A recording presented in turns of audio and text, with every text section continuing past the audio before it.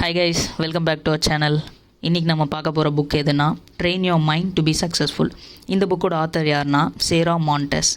இந்த புக்கில் 5 முக்கியமான விஷயத்தை நம்ம செஞ்சோம் அப்படின்னா கண்டிப்பாக நம்ம ஒரு சக்ஸஸ்ஃபுல்லான பர்சனாக ஆக முடியும் அப்படின்ட்டு ஆத்தர் சொல்கிறாங்க. அதுக்காக நம்ம மைண்டை எந்த விதத்தில் ப்ரிப்பேர் பண்ணணும் அப்படின்றது தான் இந்த புக்கு. இந்த புக்கில் ஒரு 5 முக்கியமான விஷயத்தை பற்றி பேசுகிறாங்க. ஃபர்ஸ்ட் விஷயம் என்னென்னா ஏர்லி பேர்ட்ஸ் கிளப். என்ன சொல்கிறாங்கன்னா, நம்ம காலையில் நம்ம வேக்கப் ஆன உடனே நம்ம மைண்டு ஆல்ஃபா ஸ்டேட்டில் இருக்கும் அப்படின்றதையும், அந்த ஸ்டேட்டில் நம்ம brain 10.5 waves per second operate ஆகும் அப்படின்றதையும் சொல்கிறாங்க. அந்த டைமில் நம்ம நிச்சயமாக பண்ணக்கூடாதது என்னென்னா மெயில் செக் பண்ணுறதும் ஃபோனை ஸ்க்ரால் பண்ண ஸ்டார்ட் பண்ணுறதும். இதை முக்கியமாக பண்ணவே கூடாதுன்னு ஆத்தர் சொல்கிறாங்க. இந்த ஆத்தர் ஒரு நான் மார்னிங் பர்சன் அப்படின்றதையும், சக்ஸஸ்ஃபுல் பர்சன் எப்படி அவங்களோட லைஃப்பை சக்ஸஸ்ஃபுல்லாக லீட் பண்ணுறதுக்கு என்னென்ன ரொட்டீன்லாம் செய்கிறாங்க அப்படின்றதையும் ஆத்தர் சர்ச் பண்ண ஆரம்பிக்கிறாரு. ஸோ சக்ஸஸ்ஃபுல் பர்சன் என்னெல்லாம் செய்கிறாங்க அப்படின்றத இவர் தெரிஞ்சுக்கிறார். ஃபர்ஸ்ட் விஷயம் புக் ரீட் பண்ணுறது, செகண்டு வீடியோஸ் நிறைய வாட்ச் பண்ணுறது, தேர்ட் விஷயம் ஃபேமஸான பர்சன்ஸ் பேசுகிற வீடியோஸை லிசன் பண்ணுறது, அவங்க என்னென்ன பேசியிருக்காங்க, அவங்களோட லைஃப்பில் என்னென்ன கோ த்ரூ பண்ணியிருக்காங்க அப்படின்றத இவர் தெரிஞ்சுக்கிறாரு. இதெல்லாம் இவர் செய்ய ஸ்டார்ட் பண்ணதுக்கப்புறம் அந்த ரிசல்ட் இவருக்கு ரொம்ப அமேசிங்காக இருக்குது. அது ரொம்ப பிடிச்சு போயிடுது. தன்னோட லைஃப்லையும் அதே விஷயத்த இவரு ஃபாலோ பண்றாரு. ஃபர்ஸ்ட் என்ன பண்றாரு அப்படின்னா, மார்னிங் எழுந்தோடனே அவர் தனக்கு என்ன தோணுதோ அதெல்லாம் எழுத ஆரம்பிக்கிறாரு. அவருக்கு எதுவுமே எழுத தோணல அப்படின்னாலும் அன்னைக்கோட டூ லிஸ்ட்டை மட்டும் எழுதுறாரு. ஃபர்ஸ்ட் ஸ்டார்டிங்ல ஒரு ஹாஃப் பேஜ் தான், அதுக்கப்புறம் டே பை டே ஒரு பேஜ் ஆகுது, 2 பேஜஸ் ஆகுது. ஸோ அப்படியே இன்க்ரீஸ் ஆகிட்டே இருக்கு.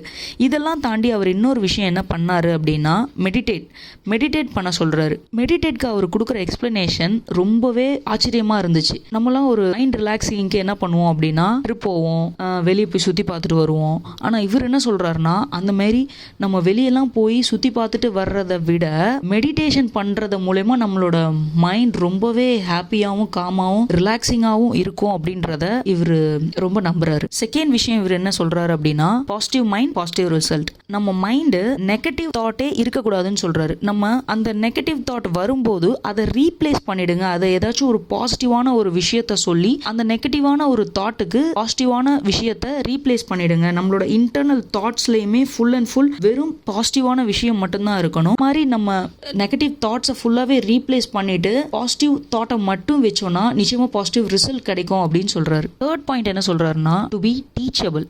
இவர் எதை சொல்றாருன்னா லேர்னிங் தான் சொல்றாரு. நம்ம லேர்ன் பண்ணிக்கிட்டே இருக்கும்போது அதே தப்ப திரும்ப பண்ணாம இருக்கிறதுக்கு லேர்னிங் யூஸ் ஆகும்னு சொல்றாரு. லேர்ன் பண்ணிக்கிட்டே இருக்கிறதுனால நம்மளோட ரெஸ்பான்சிபிள் அதிகமாகும் அப்படின்னு சொல்றாரு. இன்னொரு விஷயம் என்ன சொல்றாருன்னா, சக்சஸ் அப்படின்றது ஒரு டெம்பரரியான விஷயம் தான், அது ஒரு டெஸ்டினேஷன் கிடையாது அப்படின்னு சொல்றாரு. ஃபோர்த் பாயிண்ட் என்னன்னா, த பவர் ஆஃப் சைலன்ஸ். நீங்க உங்களோட கோலை அச்சீவ் பண்ணணும்னு நினைக்கிறீங்க ஆர் அச்சீவே பண்ணிட்டீங்க அப்படின்னாலும் you have to be silent. நம்மளோட ஃப்ரெண்ட்ஸ், ஃபேமிலி, ரிலேட்டிவ்ஸ் எல்லார்கிட்டயுமே போயிட்டு நம்ம இதை அச்சீவ் பண்ண போறோம், பண்ணிக்கிட்டு இருக்கேன் அப்படின்றத சொல்லும் போது த வேர்ட்ஸ் ஏர்ல ஸ்ப்ரெட் ஆயிட்டு அது நம்மளோட மைண்ட்ல ஆல்ரெடி நீ இந்த விஷயத்த பண்ணிட்ட அப்படின்றத திங்க் பண்ண வச்சிரும். ஸோ அந்த விஷயத்தை நீங்க பண்ணும்போது அது டெஃபினட்டா அதுல நீங்க ஃபெயில் ஆகிறதுக்கான பாசிபிலிட்டி அதிகமா கிரியேட் ஆகும்னு அவர் சொல்றாரு. ஸோ ஷேரிங் உண்மையாவே ரொம்ப ஒரு நல்ல விஷயம். ஆனா அதை எப்படி சொல்லணும் அப்படின்ற விதத்தை நீங்க தெரிஞ்சுக்கோங்க அப்படின்னு சொல்றாரு. ஃபர்ஸ்ட் நீங்க அதை கம்ப்ளீட் பண்ணுங்க. அந்த கோலை நீங்க கம்ப்ளீட் பண்ணிட்டு அதை முடிச்சிட்டு நீங்க பெஸ்ட்ன்றத அவங்க சொல்லணும்னு சொல்றாரு. நம்மளோட பை மவுத் எதையுமே ஷேர் பண்ண வேண்டாம். நீங்க அதை டெஃபினட்டா அச்சீவ் பண்ணிட்டீங்க அப்படின்னா அந்த பர்சனே உங்களை அப்ரிஷியேட் பண்ணுவாங்க. ஸோ நீங்க அதை பண்றதுக்கு முன்னாடியோ பண்ணிட்டேன்னோ எதுவுமே ஓப்பனா பண்ண வேணாம் அப்படின்றத ஆத்தர் சொல்றாங்க. லாஸ்ட் பாயிண்ட் என்ன அப்படின்னா, be good to your self. இதுல ஆத்தர் நம்மள செல்ஃப் கேர் பண்ணுங்கன்னு சொல்றாரு. செல்ஃப் கேர்னா எதை சொல்றாங்க அப்படின்னா, நம்மளோட பிசிக்கல், மென்டல், எமோஷனல், ஸ்பிரிச்சுவல் நீட்ஸை நம்மளுக்கு அதுல எதெல்லாம் தேவையோ அதை எல்லாத்தையுமே நீங்க பூர்த்தி பண்ணுங்க அப்படின்னு சொல்றாங்க. இதெல்லாம் பண்ணிக்கிறது மூலமா நம்மளுக்கான டைமை கிரியேட் பண்ணிக்க முடியும். அது நம்ம மைண்டுக்கு ஒரு நரிஷ்மெண்டா இருக்கும்.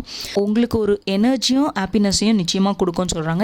இதெல்லாம் செஞ்சுக்கிறதுனால ஒரு செல்ஃபிஷ் அப்படின்னு டெஃபினட்டா கன்சிடரே பண்ண முடியாது.